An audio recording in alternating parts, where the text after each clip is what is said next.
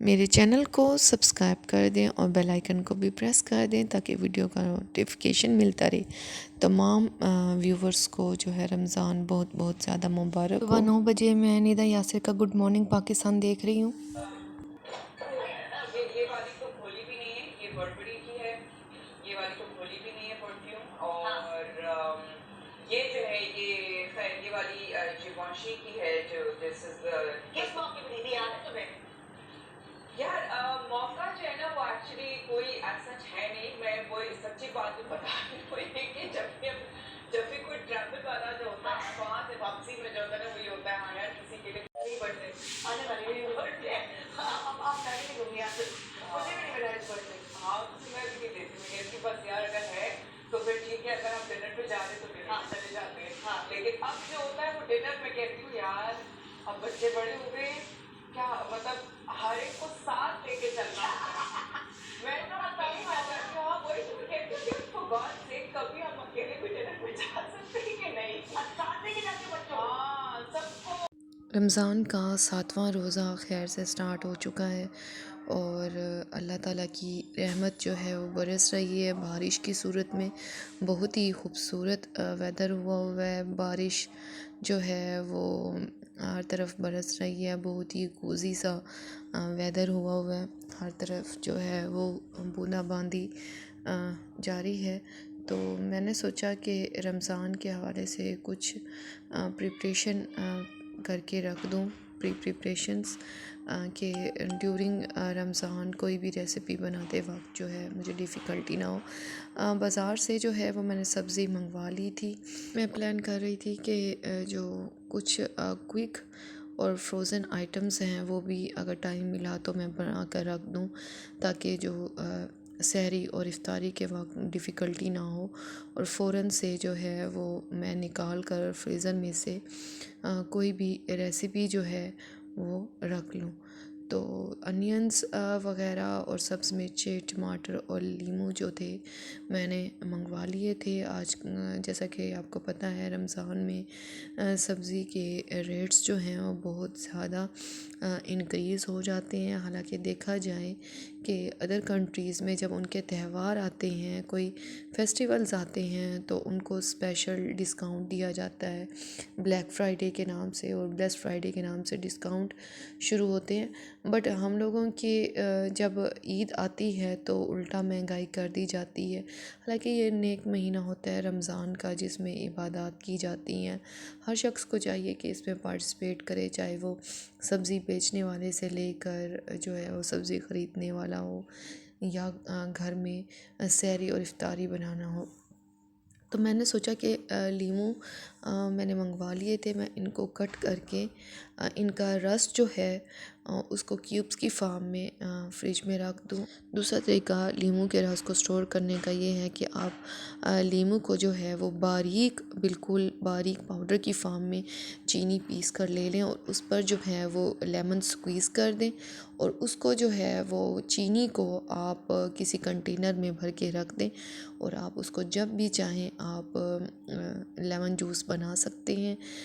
इसके अलावा जो है आप लेमन को काट के भी बिल्कुल स्लाइस की फॉर्म में भी रख सकते हैं, जैसा मर्ज़ी इसको यूज़ कर लें।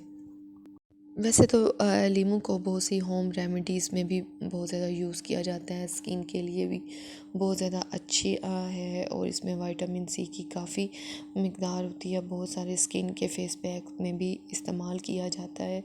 इसके अलावा अगर आप फर्नीचर पॉलिश करना चाहते हैं तो उसके लिए भी जो है वो लेमन बहुत अच्छा है। आप स्क्वीज़ करके इसको यूज़ कर सकते हैं।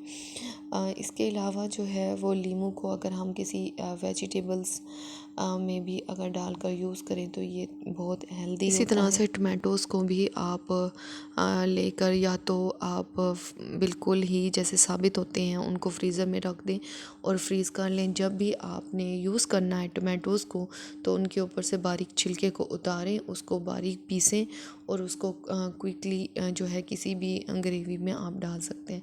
दूसरा तरीका टमाटोज़ को सेव करने का ये है कि आप टमाटोज़ ले लें, उनको अच्छी तरह से धो लें और उसके बाद जो है आप उसको चॉपर में अच्छी तरह से चॉप कर लें और उसको किसी कंटेनर में डालकर क्यूब्स की फॉर्म में फ्रीज़ कर लें। और जब भी आपने यूज़ करना हो किसी ग्रेवी में या किसी भी चीज़ में तो आप उसको निकाल कर यूज़ कर सकते हैं।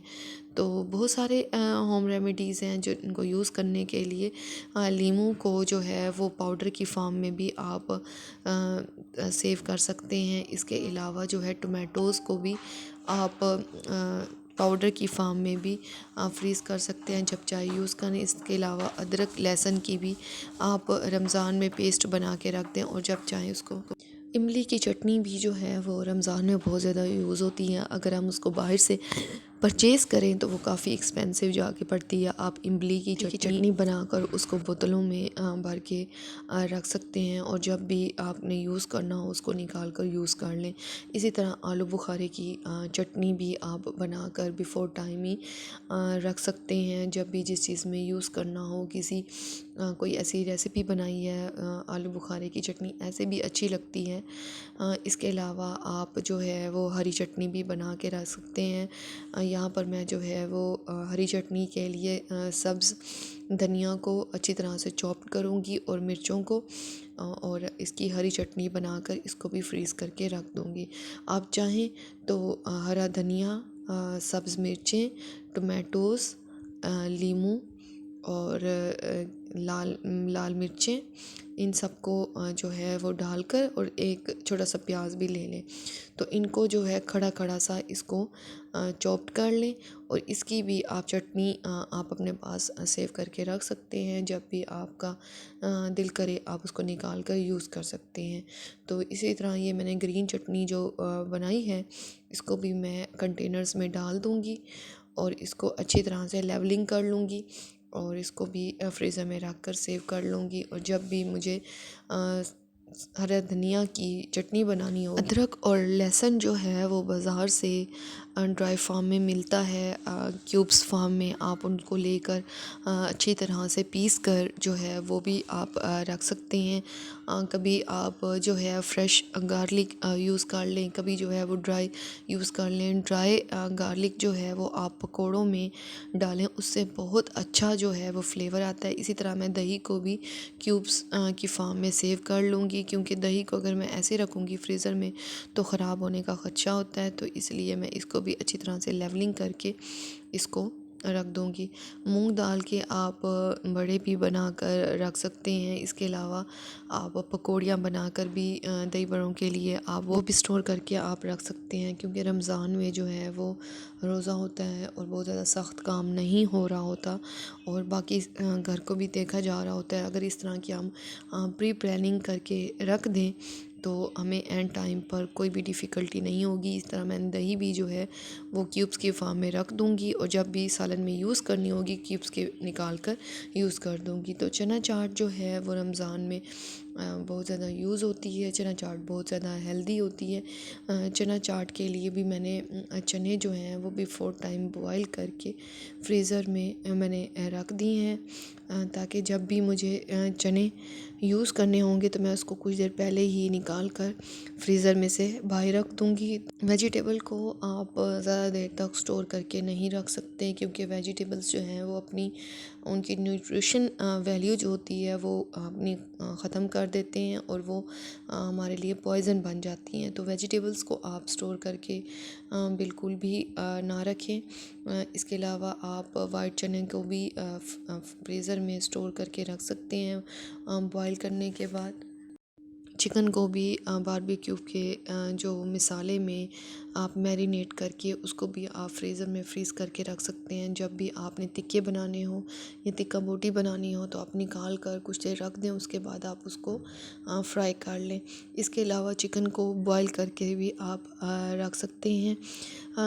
एयर फ्रायर से बनाई गई जो रेसिपी होती हैं वो बहुत ज़्यादा क्विक और बहुत ज़्यादा जल्दी बन जाती हैं और बहुत ज़्यादा हेल्दी भी होती हैं। आजकल आपको पता है एयर फ्रायर का यूज़ बहुत ज़्यादा बढ़ गया है क्योंकि हर शख्स ही जो है वो हेल्थ कॉन्शियस हो गए। तो अगर आपके पास एयर फ्रायर नहीं है और आप जो है वो हेल्थ कॉन्शियस हैं इस तरह की वेजिटेबल्स बनाना चाहते हैं या मीट बनाना चाहते हैं, मेरे चैनल पर जो है वो विदाउट एयर फ्रायर रेसिपीज़ भी मौजूद हैं, आप उनको भी चेक कर सकते हैं। और मेरे जो चैनल पर न्यू हैं वो मेरे चैनल को सब्सक्राइब कर दें और बेल आइकन को भी प्रेस कर दें ताकि वीडियो का नोटिफिकेशन मिलता रहे। मेरे चैनल पर जो है वो डिफरेंट और भी व्लॉग्स हैं और वीडियोज़ हैं, आप उनको भी लाजमी देखिएगा। इसके अलावा फ्रूट्स को भी आप ज़्यादा देर तक स्टोर करके नहीं रख सकते। जो फ्रूट्स होते हैं वो भी अपनी न्यूट्रिशन वैल्यूज़ जो होती हैं वो खो देते हैं।